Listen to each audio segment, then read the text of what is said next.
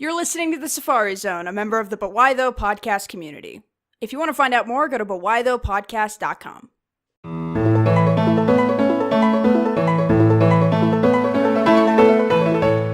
What's up, trainers? Breeders. Contest coordinators. And everything in between to episode number 16 of the Safari Zone podcast, a podcast that talks about anything and everything Pokemon related. My name is Professor Ash, and I am joined by... Black Belt Maggie. And... Dragon Master Pita. And today is where I really put my professor title to the test, as it were. Because today you guys are going to be learning. You guys are going to be learning a thing. And I'm actually pretty excited about this. So first off, before we get into the main topic today, what kind of Pokemon stuff did you guys get up to this week? How was your week in Pokemon? Let's start with you, Maggie. Oh, me? Okay. So last night, or yesterday afternoon, Peter and I went to this place called Noble. It's a local gaming store. They have everything from video games to all the trading card games like Magic the Gathering, Yu-Gi-Oh!, Pokemon, all of those things. So we went and I found 2 cards in the display case that I've really been wanting, and that's Leafeon GX from the Sun and Moon Ultra Prism. What would you say? Collection? Set. It's set. Yeah. Set. And Umbreon GX from, I don't even know what set, but it's a beautiful full art card. And then we also got me a playing mat for my not as cool as my Pokemon playing mat, stuff. I will say. I didn't want one with a lot of design. Mine has Snorlax on it, which automatically makes it the best. Whatever. But we got a playing mat, and then Peter got me some sleeves to put my other deck into. So that was really fun. Okay, how about you, Peter? How was your week in Pokemon this week? It's kind of similar. Nothing much on the Pokemon Go since the Meltan fiasco. I'll just call it a fiasco. You needed to cool down after the Meltan fiasco. Oh, jeez. I had a meltdown. Meltdown over Meltan. That's what I should have called last week's episode. Darn it. Hindsight is always 20/20. So, is that pretty much it for you guys? You guys just did some TCG. We played some TCG earlier today, and Maggie beat me. Yes, I'm not good at the TCG. I handed her butt on a silver platter because she thinks it's all up to luck and that there's no strategy. No, I had a I was putting... You had a real crappy strategy. Yes, it was a crappy strategy, but it was a deck I hadn't used before, and... gotta shoot You a shot. had a GX Shift Tree and a GX I had a Leafeon. GX Shift Tree in my prize cards. Oh, yeah. I was trying to get... And I was you trying had to a evolve, Lunala, and I was you had a trying to Solgaleo. evolve my Cosmog, and I was attaching energies to my Cosmog and my Cosmoem. But she because wasn't I wanted to use attaching... a Solgaleo card that had 170 base power attack on it. But she let me wipe out 4 Pokemon before it got to Solgaleo. Listen, this isn't about me, okay? Now we're going to talk about me. Now it's about me, because my week in Pokemon was actually pretty typical as far as... Losing to her sister. I played some TCG this morning. I'm not good at the TCG. I'm really not. There's too many. I don't like the randomness of it. With like the VGC, there's some level of predictability with it, and there's stuff that you can kind of counter and plan for. But as it stands right now, with my current level of ability, it's really just like pulling random crap out of a pile and seeing what works. And I think it has a lot to do with luck, actually. But that's just my opinion. Other than that, I've been watching Pokemon X and Y, and I came to a weird kind of conclusion with some of the older stuff. Watching some of the older stuff, even as like new as X and Y, has made me like long for Sun and Moon. Like the plots, the simplistic plots in Sun and Moon, the fact that Team Rocket isn't in every episode like they are in X and Y a lot of the time. Oh, that is my favorite part. It's really refreshing because because Team Rocket not being in every episode of Sun and Moon makes it by the time that they're in an episode, you're like, oh, Team Rocket, as opposed to, oh, Team Rocket. Great, we have to listen to the song again. To protect the world from devastation. I love Team Rocket. To unite all peoples within our nations. To Or pronounce the evil however of truth and love. it. To extend our reach to the stars above. I'm Jessie. No. Say it. Say James. You said it. Team And Rocket Meow. blasts off at the speed No, of and light. Meow, that's the name. I was gonna Team do Rocket blasts Meow. off at the speed of light. Surrender now Because- or prepare to fight, fight, fight. Honestly, the dynamic in this podcast, you two are Jesse and James, and I am Meowth. Can we can we I agree feel on like that? you and don't I wanna are take Jesse that. and James. Jesse and and James, he's but Jesse, Meowth. no, I'm the annoying sidekick. You two are the couple. Hey, and you even took like a really long time to get together, just like Jesse and James. They never got together. They never got together. Oh, they will one of these days. No, they won't. Not unless you're reading fan fiction. Hey, fan fiction is great. I want to do an entire episode on fan fiction, just to make you suffer, Peter. Hey, as Other long than as that, it doesn't get weird, I'm okay. That's the main. did fan I fictions tell have a you? Did problem I with. tell you the one that I found that? Oh, I wish I still had the screenshot. No, I'm not going to mention it now because I think you have. It's though. kind of mean spirited to mention it, but anyway, so other than that, I just played a bunch of the video game as usual and played some Pokemon Quest, but I hate it because I have a Switch now and it was free, and I don't like it. It's not good. Not a good game. Not very fun. That's pretty much it. The other thing I want to do before we get into our main topic for the day is a new segment that Peter has. That realizing this now, Peter has no idea what I'm about to do. Maggie does. We're introducing what I'm going to call Pokemon of the Week. And this is the Pokemon that currently we're looking for in the Safari Zone. We're just throwing a bunch of bait and rocks and Safari balls, hoping to catch one. And we want you guys this week to send us pictures from Go, the games, cards, even drawings, plushes, whatever, of Psyduck. Psyduck is the Pokemon we're looking for this week. Oh, jeez. Why Psyduck? Because I love him. Because Psyduck is amazing, and I'm the one who wrote the show notes, so I get to decide. And so yeah, hopefully we'll do this every week. I'd love to see you guys' pictures of Psyduck, if you guys have crazy nicknames for your Psyducks. Psych. Mine's name is Bill. Don't ask me why. My Golduck's name is Bill. Is it in Bill's PC? I think that's probably why it's named Bill. Or because it has a Bill? That's probably why you named it that. Honestly, that Psyduck is from Fire Red and Leaf Green, believe it or not. Or that Golduck is from Fire Red and Leaf Green, believe it or not. I think Bill is Ruby and Sapphire, isn't No, it? Bill is Gen 1. So yeah, send us pictures of your Psyducks. And I expect these two knuckleheads to come up with some Psyduck pictures as well. Draw a Psyduck. I don't care. Maggie's giving me a look. Anyway, the main chunk of what we're talking about today is something I'm very excited to talk about because it's one of my favorite and the most weird things in Generation 4. And part of what makes Generation 4 so cool is Generation 4 is kind of the generation of myth and legend and folklore.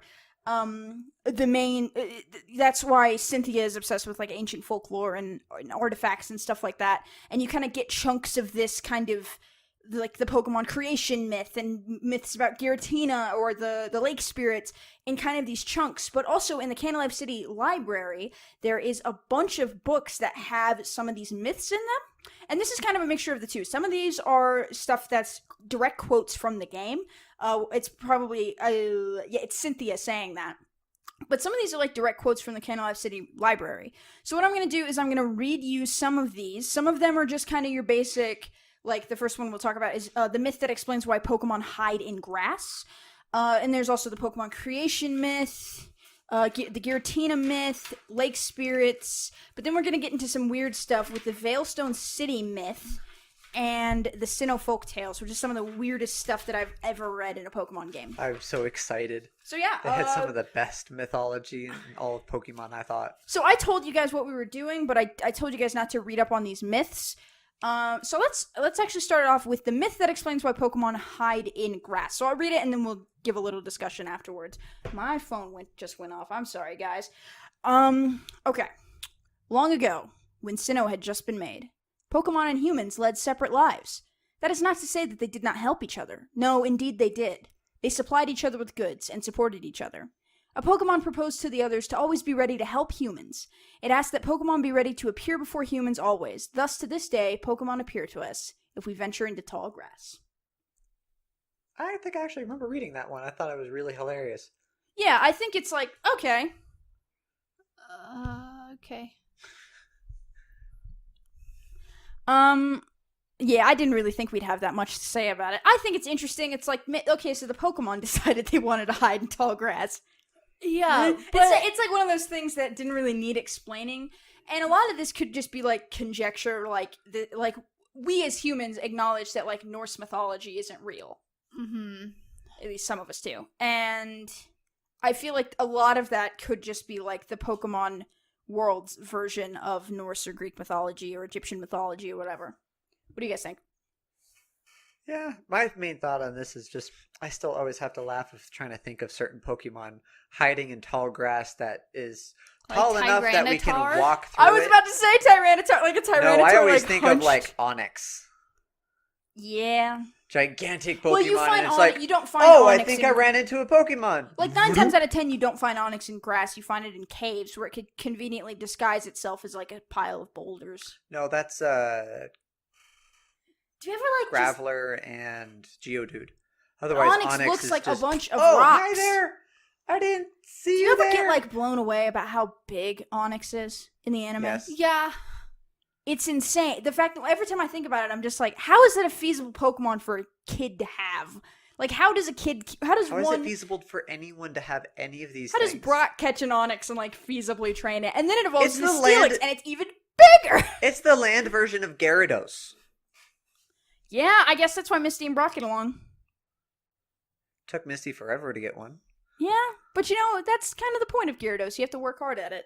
Okay, so that's Because it evolves from the dumbest Pokemon on the face of the planet. Hey, that's the point. Yeah. It's actually based off of a Chinese myth of a carp swimming over a waterfall, and once it swims over the waterfall, it turns into a dragon. So that's what the myth is based off of. And fun fact, in Pokemon Snap, you can take a picture of a Magikarp that hops up a waterfall, and evolves into a Gyarados. And it kind of is harkening back to that myth.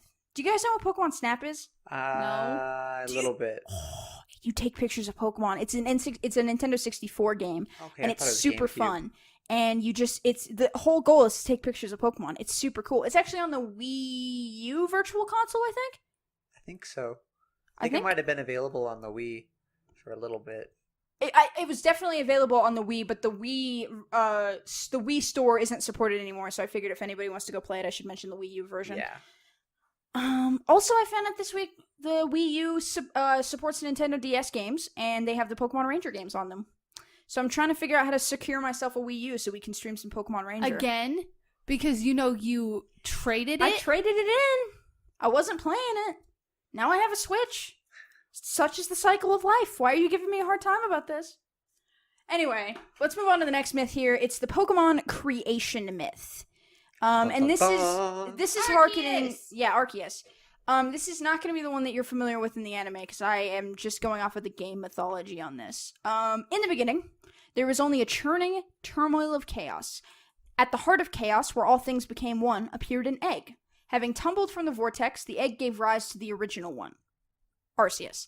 Arceus. We are not getting into this right now.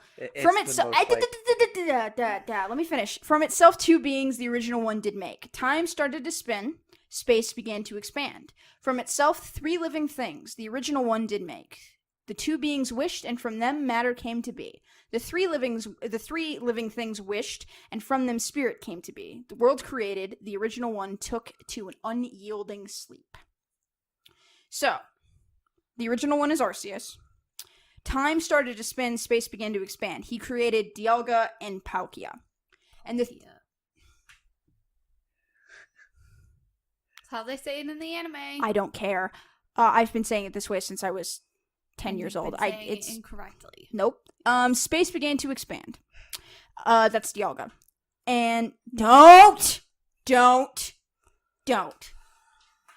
From itself, again, three living things the original one did make. That's Mesprit, Azelf, and Uxie, the Lake Guardians. Yep. This myth describes Sinnoh's first Pokemon, Arceus, or Arceus, whatever. Also known as the original one. It came to be from an egg that appeared in Chaos. It's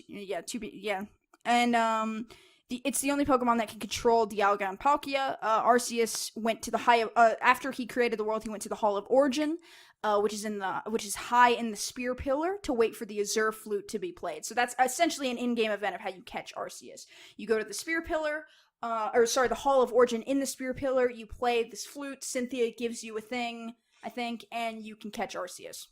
It was you can crazy catch when that literal event was going Pokemon on. God. It was crazy when that event was going on. Oh yeah, no, I did it. I still have my Arceus from that. I think, or it was an event Arceus or something. I had some form of a legitimate Arceus. Yeah. So, before we actually move on to, like, the discussion period of this is a collection of the plates that are found around Sinnoh. If you don't know, Arceus can change its types using different plates, like Dragon Plate, Bug Plate, whatever, which makes Arceus one of the most versatile Pokemon, therefore one of the most powerful Pokemon ever made. Or ever. I mean, he's the original one. And then they created Silvally. Which is the same premise, just not as good. Silvally kind of sucks. Yeah. The original one breathed alone before the universe came. When the universe was created, its shards became this plate. The power of defeated giants infuses this plate. Infuses? Shut up. 2 beings of time and space set free from the original one. 3 beings were born to bind time and space, to make matter, and 3 make spirit, shaping the world. The power of the plates are shared among Pokemon. The rightful bearer of a plate draws from the plate it holds. So it's essentially just explaining that you put a plate on Arceus. It gains that plate's power. That plate's power. Plate? What do you... Yeah. Yeah. Well, you would actually be able to, like, mine the plates in the underground, and it would be like what stone. Is a plate? It's just not. like It's just an item. It's just like a plate of some type of material. I think kind of stone. Yeah. But it would be like grass, psychic, It steel, makes Arceus rock, whatever type that ground. plate is. Oh, okay. Since he doesn't have a type. He's normally normal type to be like that full encompassing, which is kind of the lack of a type, but yeah, it's kind of the neutral type. So yeah, that's the Pokemon creation myth. Which I actually thought was a really interesting thing to do. At the time, I thought it was really weird. I remember as a kid going, "There's not a god in Pokemon." Like, that's... And then I remember it was always weird thinking that I could catch said god Pokemon if I wanted to. Oh, that was always an entertaining thought. Yeah. That's always like the weird thing. It's like you can catch Kyogre and Groudon, the literal beings of destruction that were going to destroy the Hoenn region. Yeah, but they were also the beings of creation for the Earth and its matter. Yeah, it's weird that you can catch them and then use them in battle. That's all I'm saying. So the game is so much weirder and different than the show if you think about it. Yeah, looking back on it, I think it was really interesting to, like, set in stone, this is how the Pokemon universe was created, and Sinnoh's greater themes of myth and legend and lore, and how they incorporate into the Pokemon universe, I think it was the perfect place to do it. You have Arceus. Arceus created Dialga and Palkia, then created the Lake Guardians, and then we'll get to how Giratina wraps into this in a second. So weird. It's not really as weird as you would think. But yes. Weird. So what do you think about all this, Maggie? I think it's really cool. It's definitely, from watching the anime, definitely is the same kind of lore. They don't necessarily mention Arceus' name as the one. They just say from one came Palkia and Dialga, and then from Palkia and Dialga they refer to him as the original one. The original one, yeah. And then Mesprit, Azelf, and Uxie. But it was really cool because in the anime, Mesprit, Azelf, and Uxie chose each of our heroes, as the narrator calls it, and like, if I remember correctly, Ash was Azelf. Azelf came. Yeah, it was Ash Brock had was Azelf, Uxie, and May had Dawn had Mesprit. Mesprit. Yeah. And so whenever they were in pain, like Ash, Brock, and Misty could feel their pain, which was very interesting. I said May, you said Misty. None of those are correct. Oh, it was Dawn. Ouch. Dawn. I just can't believe she went to Misty of all people. Like I'm sorry. No. I'm second sorry, least guys. favorite. It's been a day, okay? It's like that tweet that's like it was like I went to the pharmacy or I went to the grocery store to get a subscription or something. Never mind. I can't remember the joke. Never mind. I'm not even gonna finish that. Okay, so the next one is we're gonna talk about Giratina. Now, these are not from the Canalave City Libray. These are just Cynthia's explanations of it. And it's because it's important to the story in Pokemon Platinum when you go to the Distortion World. Okay, so this is Cynthia at Platinum. What now? I love Platinum. I love Platinum too. Do you know it's 10 years old this year? Sadly. Yeah, we're old. We're real old, everyone. No, we're not. This is Cynthia's explanation at Spear Pillar.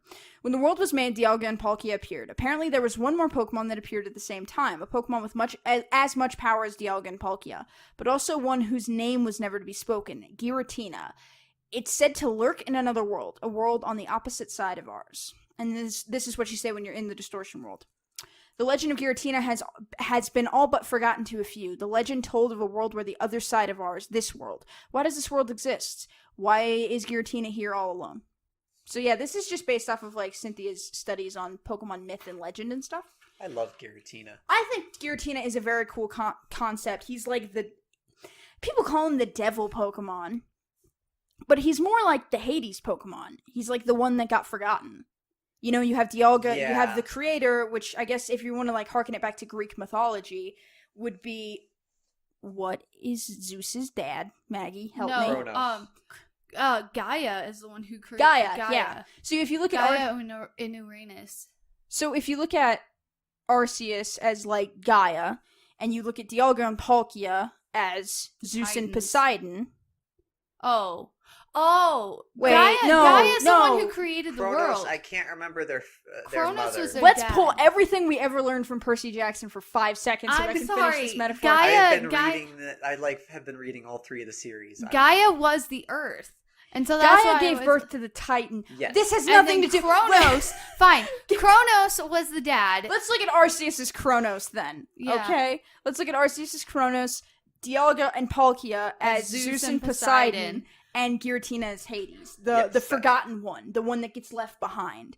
And I think that's actually a really cool concept for Giratina. Like, he's the one that everybody forgot about. But he's also the only one who can control he's the only one who can control Palkia and Dialga. Yeah, because he's as powerful as them. Yeah. Giratina was one of my favorite Pokemon growing up, partially because I love Platinum so much. I loved it even before Platinum came out, and then it just got even cooler when it went from like this land dragon walking thing to being able to fly around in the distortion world. Yeah, origin form and something else form. I can't remember. One of them is useless because in competitive because it has to hold the stupid adamant orb thing. No, that's Dialga's. It has to hold an item to get a certain form, which makes you lose an item slot. That would be it's origin form Giratina. I know it's the one that's not very good, but it's the one that looks the best. Yes, it is. Yeah, I think Giratina is this really interesting thing. I love how the Pokemon fandom has kind of take it and spun with it as like the devil Pokemon, Arceus is God, and Giratina is Satan. I think it's funny. I saw a comic, which I would try to find and link in the show notes, where it was Dawn offering up a sacrifice to Giratina for Gen 4 remakes. She was like,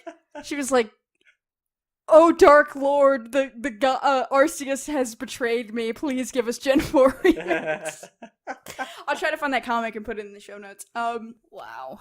If I can, I'm gonna try and find this comic art piece that had like all of these legendaries. It's like little baby forms playing around on Arceus's back. That's so cute. Adorable. Okay, so that's Giratina for the most part. Very cool Pokemon. I love when there's so much myth and legend and like the cool thing to me about Sinnoh is there's so much culture infused into these stories. Like it's part of Sinnoh's kind of cultural backbone is these myths and these legends. There's statues of Palkia, there's statues of Dialga, and it's very cool. It's very cool. And I love that the champion is so invested in it as well. That's partially why I think Cynthia is so cool. Okay, let's move on very quickly to some of these Lake Guardian myths. So this is just kind of explaining the Lake Guardians, if I remember correctly. 3 Pokemon there were. Into the lakes they dove. Deep, deep. Are all of these poems? No, they're just legends. I'm sorry, but they sound like poems. They all sound like poems. It's kind of like how most stories and legends go, is they're kind of told. I'm the professor. I'm teaching the class. You have to pay attention to me. No, She's thanks. asking questions. I'm the exactly rebellious. what professors are supposed to do. Till I will send you to the principal's office. I don't care.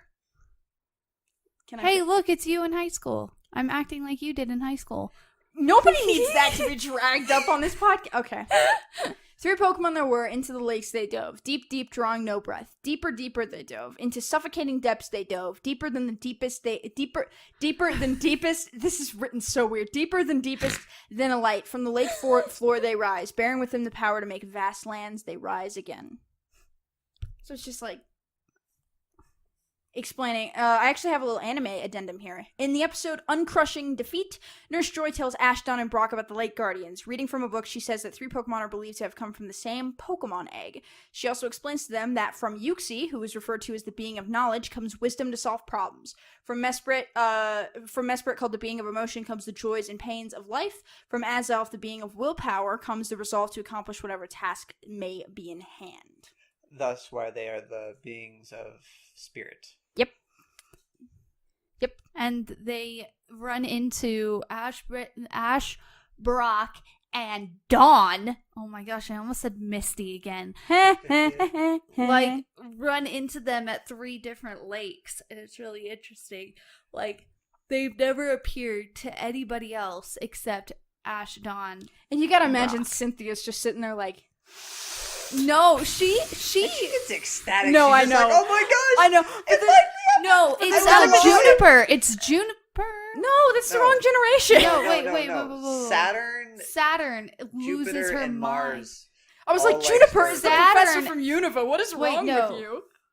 Saturn was the main Saturn one. and Jupiter or Mars. Jupiter- Mars or Saturn or Jupiter. I can't remember The which one with the specifically. purple hair was pissed. She was like, "Why you? Why blah blah blah? I was supposed to be one of the chosen ones." Blah, blah, blah, blah. I guess that's the difference between, a champion and a Team Galactic grunt. Anyway, so I think that's really interesting that you have these Pokemon that represent, emotion, willpower, wisdom. And they kind of represent different things. I like how they were integrated in the anime with Ash and Mist. They were actually able to do it well without needing a movie. I almost said Ash and Misty again. Ouch. Look, my brain just defaults whenever I'm about to say Ash, Brock, and someone, it's Ash, Brock, and Misty. Yeah, like that makes sense. That's just how it is. Okay, so now we're on to getting into kind of some weirder territory here. Are you guys ready for this? Yeah. These are also related to the Lake Guardians, by the way, and these will make you think maybe the Lake Guardians aren't as cute as maybe you previously thought they were. It's called a horrific myth, and this is referring to the Lake Guardians. Look not into the Pokemon's eyes. In but an instant, you'll have no recollection of who you are. Return home, but how? When there is nothing to remember. Dare not touch the Pokemon's body.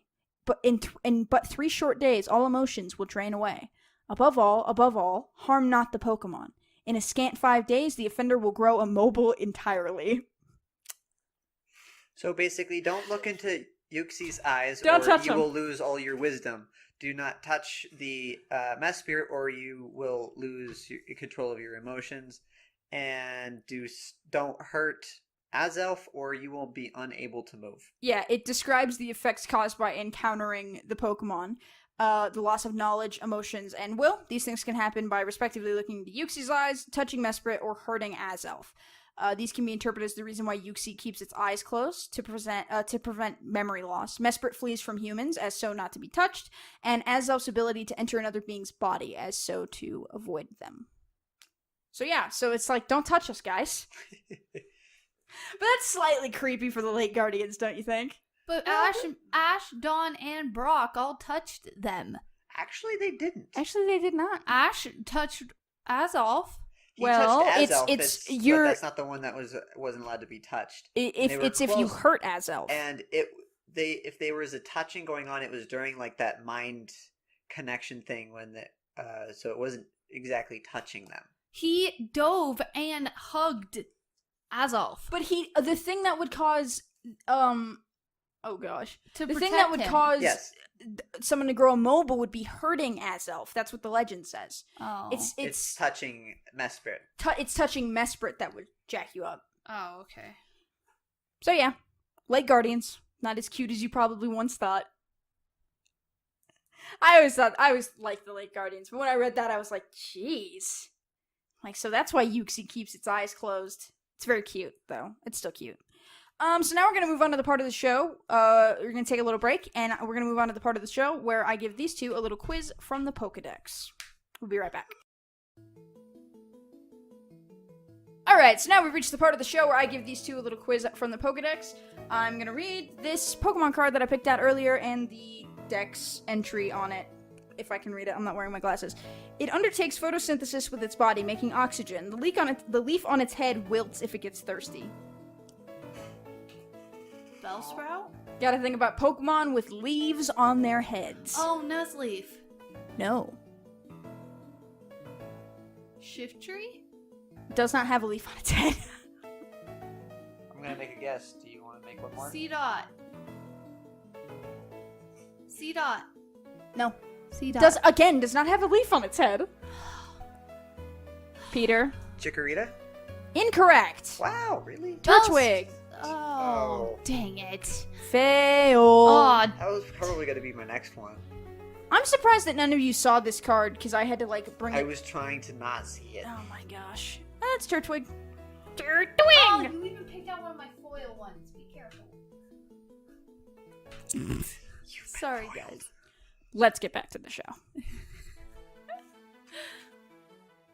So now we're getting into probably the weirdest myth on this list. Probably. Dun, dun, dun. These next two, Dun, dun. quite strange. This is the Veilstone myth. Oh, okay. From Veilstone City, Excited. obviously.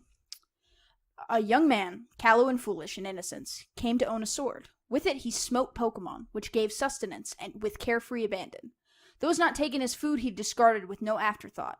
The following year, no Pokemon appeared. Larders grew bare. The young man seeking the missing Pokemon journeyed afar. Long did he search, and far and wide too, until one he did find. Asked he, "Why do you hide?" To which the Pokemon replied, "If you bear your sword to bring harm upon us with claws and fangs, we will exact a toll. From your kind we will take our toll, for it must be done. Done it must be to guard ourselves, and for it I apologize." To the skies the young man shouted in his dismay. "In having found the sword I have lost so much. Gorged with power I grew blind to Pokemon being alive. I will never fall savage again. This sword I denounce and forsake. I plead for forgiveness, for I was but a fool." So saying, the young man hurled the sword to the ground, snapping it. Seeing this, the Pokemon disappeared to a place beyond seeing. He ate Pokemon? Yep. Ew.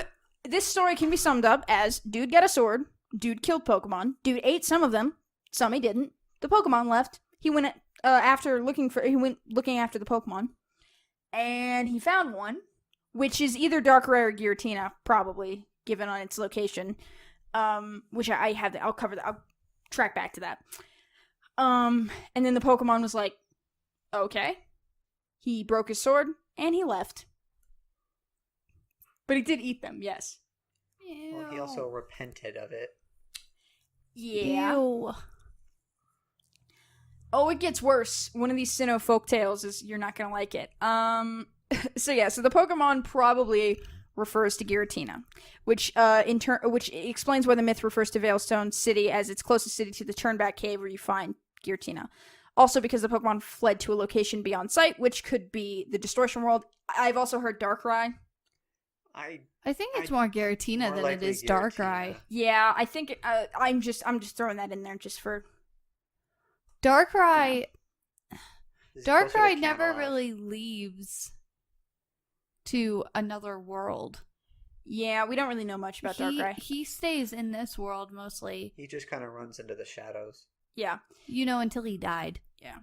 The myth may be used to explain why most people in the Pokemon world use Pokemons instead of manufactured weaponry to fight. Why there's no guns in Pokemon, presumably. Except for the couple of episodes where there is. We're actually going to get to that Safari Zone episode one of these days. Those of you who know what I'm talking about, there's a banned Safari Zone episode that got banned in the West because it has a gun in it. We will get to that one of these days because we're the Safari Zone. Yeah, so that's that. I was watching a different anime that's gotten really big into American mainstream, and it was I was watching it and I was trying to figure out why these guys were just pointing fingers at this other guy, and then I realized they edited out the guns. Yep. Oh my gosh, that is depressing. Yep. There's also that I'm thinking maybe one of these days we'll do an episode covering some of the banned Pokemon episodes, like Beauty and the Beach, where James inflates his breasts. He For goes those of you farther than the normal drag. For that those he of does you every who once in a have while. no idea what I'm talking about, look forward to that on a future episode of the Safari Zone. Okay. Oh gosh. So I yeah, wish you so guys could see Maggie's face right now. Yeah, that was part of the fun of doing this episode because I knew that she wasn't going to appreciate these. Yeah, so any thoughts comments, concerns, questions for why I just told you that. And by the way, these are all in-game in the Canalave City Library. Yeah. So these are all canon. Well, there's weird folklores and there's weird things that happens, especially when any time that happens to a human. Humans are I mean, if you look at like 95% of the stuff in the Bible, you'd probably think it was pretty weird. There's talking donkeys in the Bible. That's exactly what I was thinking of. That's exactly what that story makes me think of. It seems like a Pokemon version of the talking donkey. Yep. Forget the fact that this dude is going around eating Pokemon. Like, that's just a weird... That's weird. Yeah. That's a really... bit. Okay. A little bit.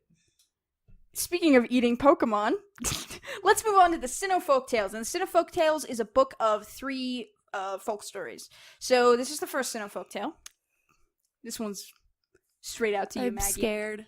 Pick clean the bones of Pokemon caught in the sea or stream. Thank them for the meals they provide, and pick their bones clean. When the bones are as clean as can be, set them free in the water from which they came. The Pokemon will return, fully fleshed, as it begins anew.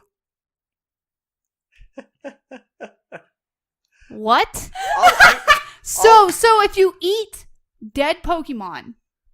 No, you catch Pokemon, eat them, pick their bones clean, put them back in the water. And then they come back to life. They, in fact, do.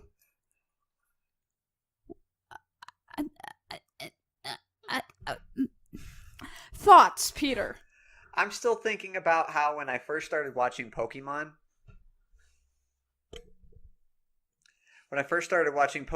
you notice that anytime they go around water or inside the water, you actually see real fish in the first few generations. And then they stop showing that. But they still have food. They still have meat. We're just gonna believe that they're all vegetarians and that those dead Magikarp that they show in the... Or that there's real animals out there and they just never care about them because, oh my gosh, there's Pokemon. And Pokemon are so much more interesting. There are fish and birds and Pokemon cards and stuff, but I choose to believe that at one point they ate Pokemon, but they don't anymore. They're just vegetarians. Because, this is a kid's show. All we ever see them eat is like rice balls. They're not vegetarians because they eat sandwiches and there's meatballs Presumably, and such. I'm just going to assume that they don't eat Pokemon, though. Oh, yes, I think that's safe to assume. So, any final thoughts on this, Maggie? This is gross. She's broke. I hope you've learned a thing or two today. We've also got 2 more, and it gets weirder from here. This one's actually not... Actually, this one's... I'm sorry. They're weird, we know. This is the folk story number 2. There lived a Pokemon in a forest. In the forest, the Pokemon shed its hide to sleep as a human. Awakened, the human dons the Pokemon hide to roam the villages. Now, what do you think that sounds like, just at a cursory glance? A Pokemon turned into a human?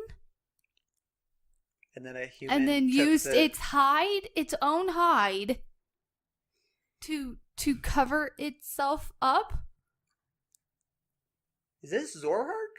No. What is this? What Pokemon is this? It's not a Pokemon. It's just... It's not a specific... It's just a Pokemon lived in the forest. In the forest, the Pokemon shed its hide to sleep as a human. Awakened, the human dons the Pokemon hide to roam villages. That's freaky. Dude went to sleep as a Pokemon, woke up as a human, took his Pokemon skin, or hide, or whatever, and wore it as clothes. I told you it was going to get worse from here. I'm sorry, but I'm also, I'm not sorry. And we finally move on to Sinnoh Folk Story number 3, which is a little bit less weird than the last 2, until I explain the Japanese translation.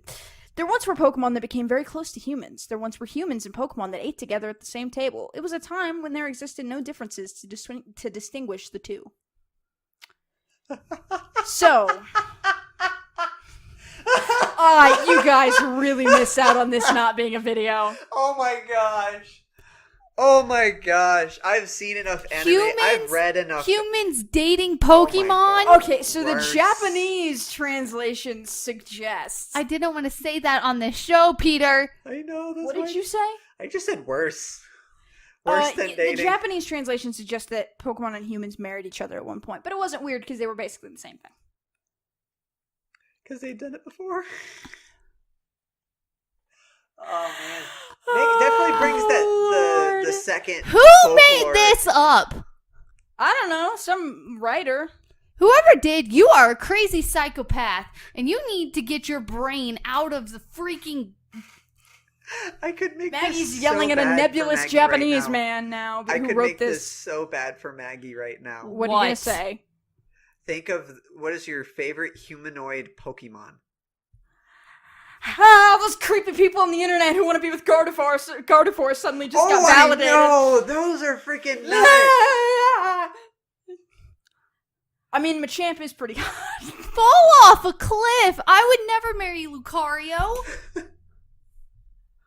Oh, I didn't even think about Lucario. That was one of the first ones I thought Everybody just ignore the fact that I just said Machamp is hot. Can we just I ignore was that? thinking of, like, a person, like, having fun with Turtwig. Like, that's what I was... That's not humanoid. I'm not even... No, don't They even didn't go say there. humanoid. I They said did not humanoid. say humanoid. I said humanoid because they're almost the same thing. It has to be a humanoid. Is that where Machamp came from? Ah! If you read some of these Pokedex entries, Pokemon are actually really freaking creepy. Like Hypnos. Oh yeah, I have Weirdest a plan. I have a freaking plan. Pokemon. It is October, so it is spooky month. I have a plan for in the next couple of weeks to do an episode on creepy Pokedex entries. Oh my gosh, these things are nuts. Are we gonna be anything for Pokemon this year? Are we gonna dress up as Halloween for Pokemon this year? I've almost got Professor Sycamore hair, and I've got the lab coat, so I was thinking maybe Professor Sycamore. Are we all gonna do... I still have Thumper's Pikachu outfit, so Peter and I could be Ash and Misty. So you do believe that Ash ends up with Misty? You look more like Serena. That's true. But Serena... I don't know how I would do Serena. Misty's so easy. It's just shorts, a white or dye a your hair red. yellow crop top and suspenders. Serena, you have to find like a pink A lot of skirt. pink and red. Yeah. TBD if we're gonna dress up as Pokemon stuff for Halloween this year. I do know that the Pokemon, I will say this now, the podcast episode for Halloween is going to be us reading creepy Pokemon theories. Oh, so gosh. brace yourselves for that. Okay, so this is just a little further explanation. The first story is another example of Pokemon being eaten as food by humans, obviously. It's reminiscent... Oh, no, I don't want to read that. It's... Yeah, So there's basically, like, relating to the evolution of Pokemon in relation to humans, and how, I guess at one point they weren't that different. Weird concepts. Weird concepts. Really weird concepts. Goodness. Yeah, It will actually somewhat align to entertainingly to a lot of different types of folklore from Japanese culture, because some of that stuff can get freaking nuts. Yeah, no, At least in our minds of Western culture. It's weirdly beautiful in Japanese in all the best ways possible, and I'm happy that this stuff exists because it's an interesting look at the Pokemon universe that not a lot of people know about. And it's something that you totally ignore because, like, when you have to go to the Canalave City Library, you just like ignore it, right? You walk in and like only maybe read what you need to read. Maybe you like touch a book or something and maybe like speed read over a passage, which you're obviously not going into you're obviously not clicking every single book because you don't play Pokemon to read books, you play Pokemon to play Pokemon. So, shocker. Yeah, surprise. That's all I got. I'm out of myths. Final thoughts on all these Sinnoh myths. They're creepy. Yeah. They're very Japanese. Very Japanese. Thank you for It fits very well. Like, I've watched a lot of anime, a lot of different ones that have a lot to do with lots of different kinds of spirits and demons and gods and everything. And other crazy stuff, and it aligns very well. I mean, surprise, surprise, it's Japanese. Yep, it's beautifully weird in all the best ways. I think that's it. Next week, we're going to be talking about, we're doing our movie for the month, so next week we're going to be talking about Pokemon the Movie 2000. You said we were going to do No, Lucario. I said we were going to do 2000 and then we were going to do Lucario. No. We're doing my favorite first because I made the calendar. Hey. I don't want to watch stupid 2000. Well, you have to. Come on, babe. We'll do this one, and then we can watch Lucario, and then we can watch it again. Yeah, but then I have to wait a whole nother month to talk about the one that I want. Correct. You and I can talk about it on the side. There's nothing stopping us from having a conversation about it. We just won't record it right yet. now. So we're talking about Pokemon the Movie 2000. So send in your experiences with Pokemon the Movie 2000. What you think of it. If you think it's trash, if you think it's great. I haven't seen it in probably 5 years, so it's going to be an interesting ride, to say the least. And yeah. And as we mentioned at the beginning of the show, we are members of the But Why Though podcast community. So go to butwhythoughpodcast.com to check us out, along with the other fantastic shows in the community. I also do some writing over there, so if you want to check out some of that, link in the show notes, as always. And yeah, I think that's it. Make sure to subscribe to us on iTunes and YouTube and drop us a review or a comment on either of those platforms. Not only does it help us out on iTunes, helps us get higher up in the ratings if you rate and review our show, but it also just makes our day, which is the most important thing. And I get really happy whenever we get a comment from somebody or a tweet or whatever. Yes, we do. And speaking of Twitter, you can follow us on Twitter at Safari Zone Pod. And yeah, you can follow us there for it's pretty much exclusively my ramblings about whatever Pokemon nonsense, updates with the show, stuff like that. And I think that's it. So, Pokemon trainers, Breeders, Contest coordinators, and everything in between, thank you guys so much for watching / listening. and go catch 'em all. please.